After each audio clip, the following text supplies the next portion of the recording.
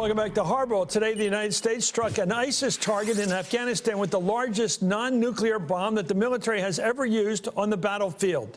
The GBU-43, which is nicknamed the mother of all bombs, was dropped to destroy an ISIS tunnel system in a sparsely populated area near the Afghan border with Pakistan. Look at it go there. According to NBC, the strike was a battlefield call made under the authority of the commander of U.S. forces in Afghanistan.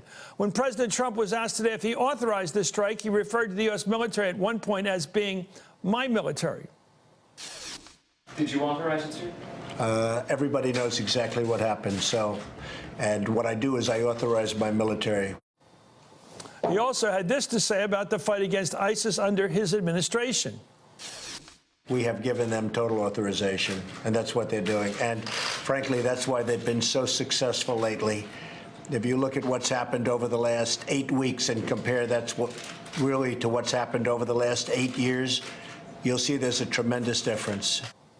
While the bombing was not specifically ordered by the president, he did make this promise on the campaign trail. I'm going to bomb the out of them. It's true. I don't care. I don't care. They've got to be stopped.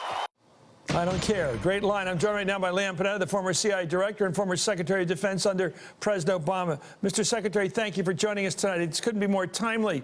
Do you believe a battlefield commander would have made a decision to drop the biggest ordnance we have without checking with the president under President Obama? Would they have done that under your leadership? I don't think that a military commander who is going to use this kind of weapon for the first time, he may have had the authorization to make the decision to use that kind of weapon, but I clearly think they would have informed the President of the United States to make sure that he was aware of it. Ahead of time. Exactly. What about the President's term, my military? He said that today. He said our military, and then he got around to, in a kind of a way you can imagine him saying it with a bit of a swag, my military. Does that concern you? Well, you know, I think this president obviously sometimes views these things a lot differently in terms of the role of a president. But when it comes to the military belongs to the country.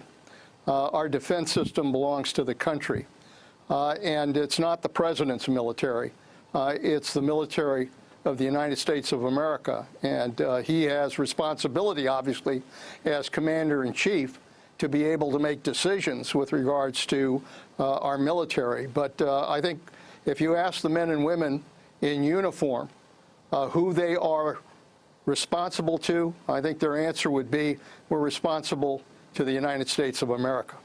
Well, there are also some new developments, Mr. Secretary, today about the potential collusion between the Trump campaign and the Kremlin. Today, the Guardian newspapers reported that the British intelligence organization GCHQ, quote, first became aware in late 2015 of suspicious interactions, that's the phrase, between figures connected to Trump and known or suspected Russian agents. This intelligence was passed to the U.S. as part of a routine exchange of information. Well, sources also told the Guardian that, quote, the FBI and the CIA were slow to appreciate the extensive nature of contacts between Trump's team and Moscow. What do you make of you were head of CIA, you were director of CIA, and what do you think of what we know?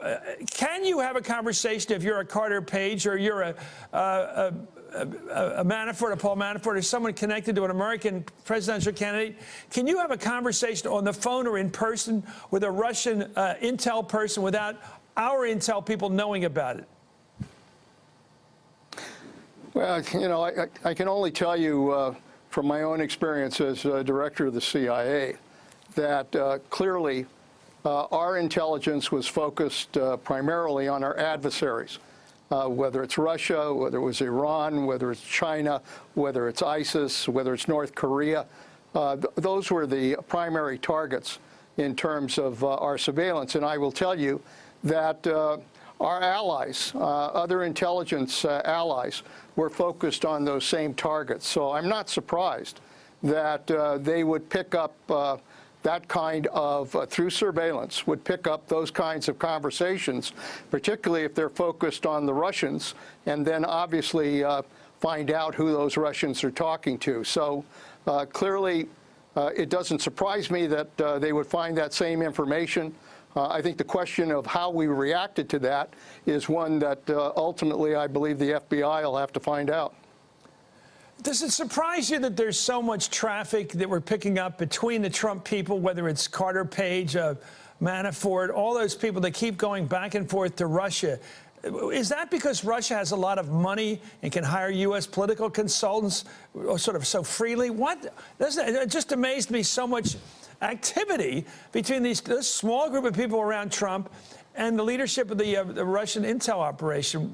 How does it strike you, just in general, looking at it? There's a lot going on here in terms of what Russia was doing during that period of time. And whether these individuals were operating on their own or whether they were operating under the direction of the Trump campaign is something that I think, obviously, the FBI is investigating, as well as the committees on the Hill. But the reality is that we have several individuals here who are receiving money from the Russians or those connected to the Russians, did not declare their role, and the fact that they received that money, are now talking about declaring themselves as foreign agents. So it raises a lot of questions about just exactly what the hell was going on here. And what good does it do to declare your role with regard to a foreign power way after the fact? I guess that's what you're saying. It's the cow's out of the barn. I think their lawyers recommended that they file as foreign agents. I do think the one thing that's interesting is that all of this gives the FBI the opportunity, by virtue of, I think, violations of the law that have taken place here, that they will have leverage to try to get further testimony from individuals like Manafort and Flynn and Page and others, because they will have the leverage of potential legal violations to use against them. Here's something I know you've been thinking about, even as a professor and private citizen, this North Korean thing. That country, Pyongyang, appears ready to test its 6th nuclear weapon, which could come as early as tomorrow night at this time, apparently. President Trump tweeted this morning that I have great confidence that China will properly deal with North Korea. If they are unable to do so, the United States, with its allies, will. The president was asked later today whether the use of a large bomb in Afghanistan today sent any message to North Korea, and here's what the president said. Mr. President, does it send a message to North Korea? Thank you. Does it send a message to North Korea?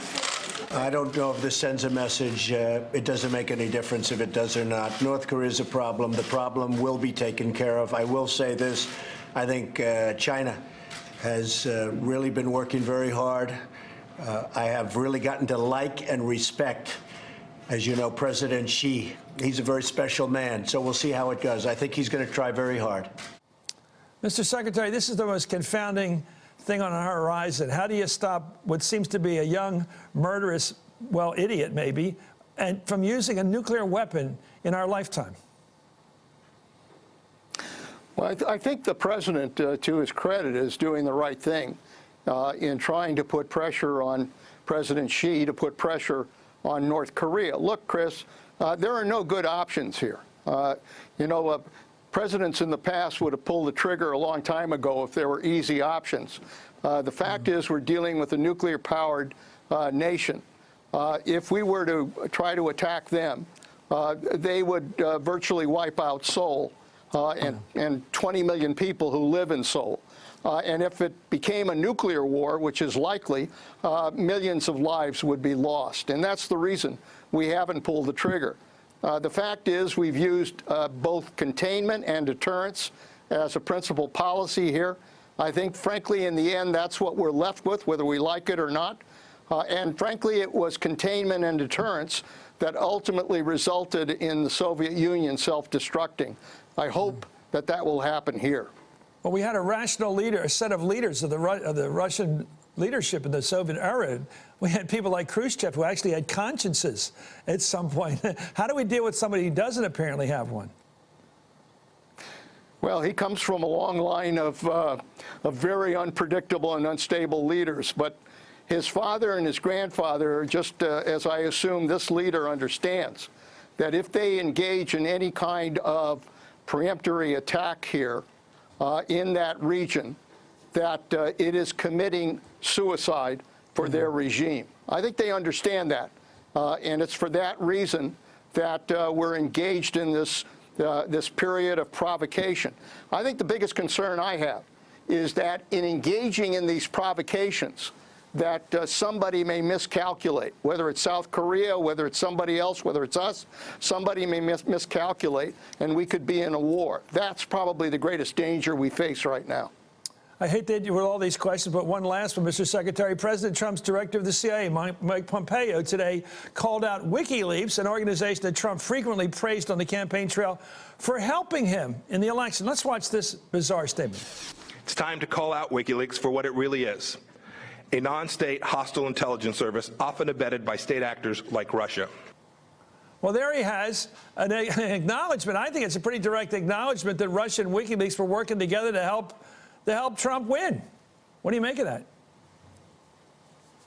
Well, frankly, it doesn't surprise me. I'm glad the director of the CIA made the point.